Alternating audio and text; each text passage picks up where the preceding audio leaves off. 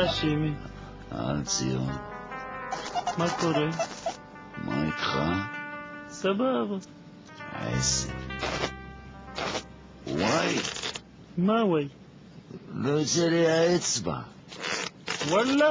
באמא שלי. אתה מושך חזק? לא, אני מושך חלש. אז תמשוך חזק, רק חזק. זה מה שאני עושה. אוח! רוצה שאני אעזור לך? כן. וואלה, נתפס חזק בוואקום. מה אני אעשה? מאיפה שאני אדע? אני מתחתן עוד שבוע, ומה יהיה?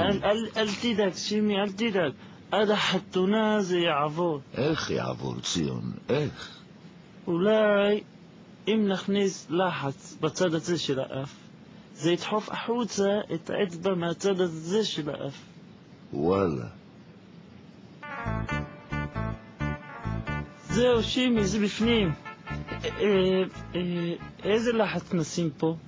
לא כתוב? כתוב רק גלגלי. שים. אני שם 30. זה באחוזים? אחוזים של מה? לא יודע. גם לא יודע. אז שים יותר.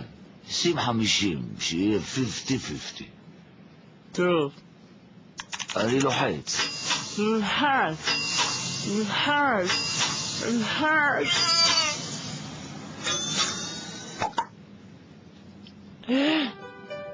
שימי, אפשר חתימה?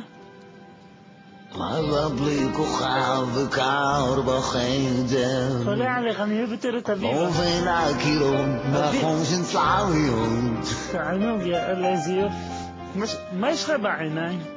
אולי תדלק שם כחול.